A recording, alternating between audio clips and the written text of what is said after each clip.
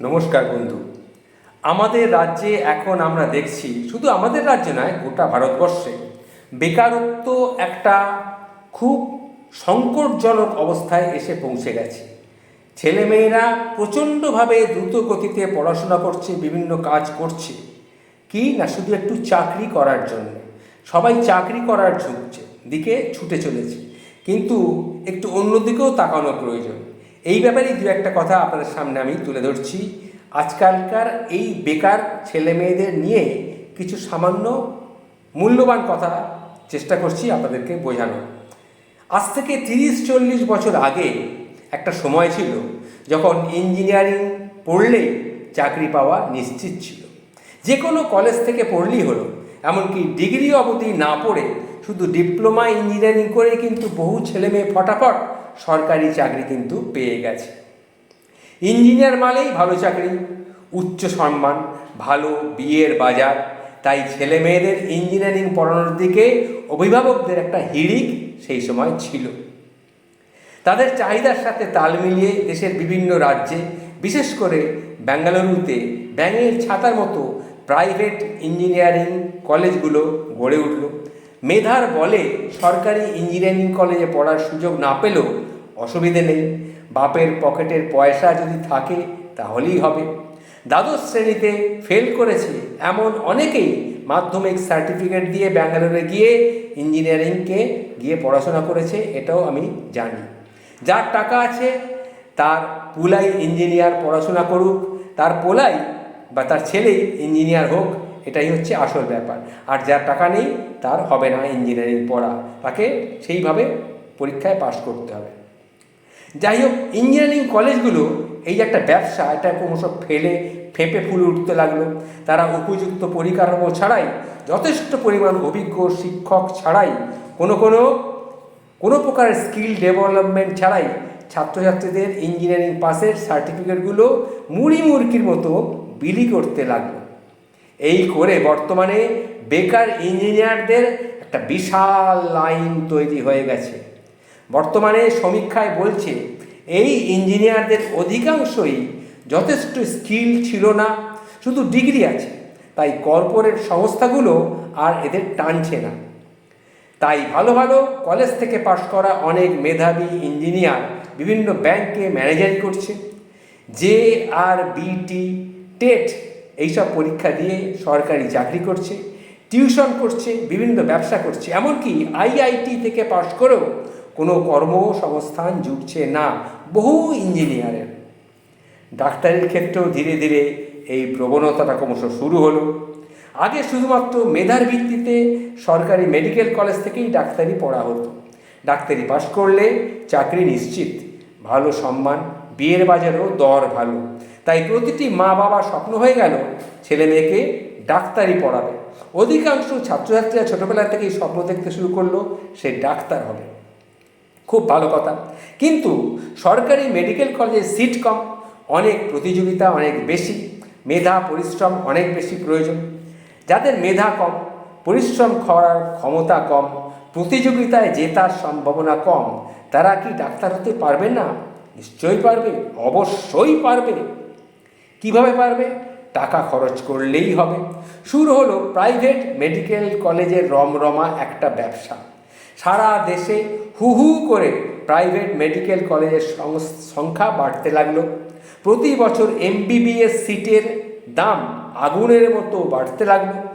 জমি জায়গা বিক্রি করে, বিশাল লোন নিয়ে, সারা জীবনের সঞ্চয় একেবারে শেষ করে ফেলে, জমানো টাকা দিয়ে চতুর্দিকে মা বাবার সমস্ত যা কিছু সব শেষ করে দিয়ে ছেলে মেয়েদের ডাক্তারি পড়াবার জন্য সবাই হুমড়ি খেয়ে পড়তে লাগলো।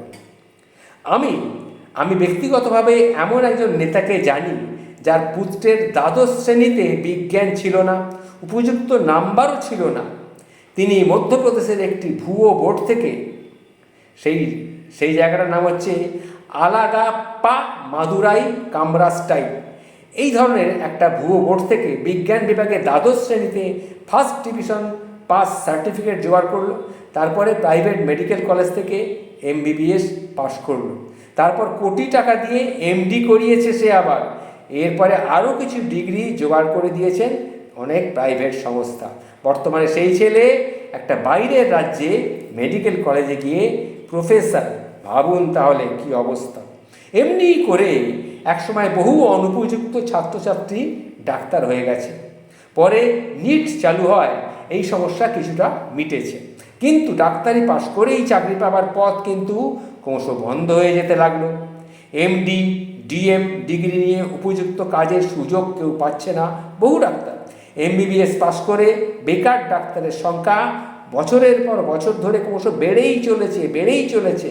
কিন্তু যেহেতু ব্যবসাটা ভালো, বেসরকারি মেডিকেল কলেজের সংখ্যাও বাড়তে লাগলো। বর্তমানে একটা এমবিবিএস সিটের দাম প্রায় কোটি টাকাতে পৌঁছে গেছে। বুঝতে পেরেছেন?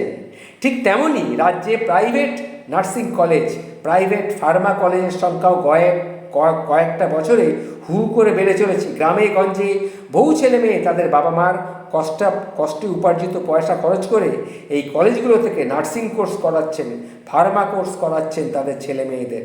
কিন্তু কোর্স করার পর চাকরি আর তারা পাচ্ছে না। রাজ্যে কিন্তু প্রাইভেট সংস্থাও খুঁজে পাচ্ছে না।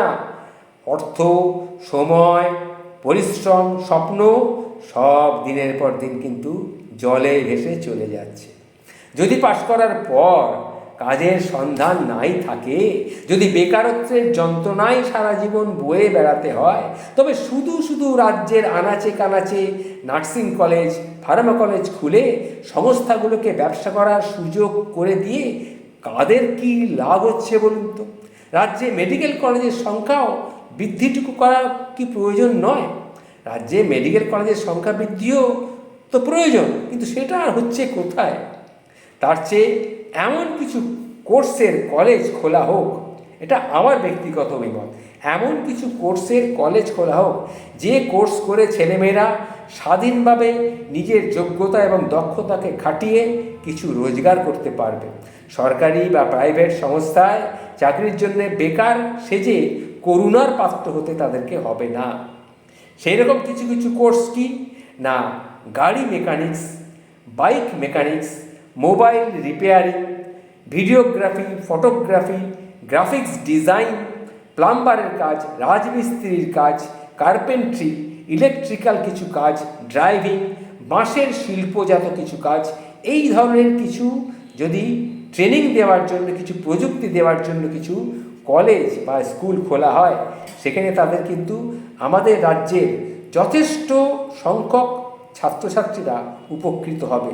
কিন্তু জানি না কজন সেখানে গিয়ে এই ধরনের পড়াশোনা করতে রাজি হবে। যে কয়েকটি আইটিআই কলেজ আছে সেগুলোর পরিকাঠামোটাকে উন্নত করতে হবে, প্রযুক্তি উন্নত করতে হবে, শিক্ষক এবং শিক্ষার পরিবেশ এবং মান যথেষ্ট উন্নত করতে হবে। এই সব ব্যাপারে যদি উদ্যোগী হওয়া যায় তবেই কিন্তু রাজ্যের ছেলেমেয়েরা আরও উপকৃত হবে, নতুবা নয়। এইভাবে আমাদের রাজ্যের বেকার ক্রমশ বাড়তেই থাকবে। একটা সময় আসবে ছেলেমেয়েরা লেখাপড়া করাই সার হবে, চাকরি আর তার পাবে না। তাই আমি আজকালকার বাবা মাদের বলছি, শুধু চাকরির জন্যে ছেলে মেয়েকে তৈরি করবেন না, একটু ব্যবসা করার দিকেও তাদেরকে মনোযোগী করে তুলুন।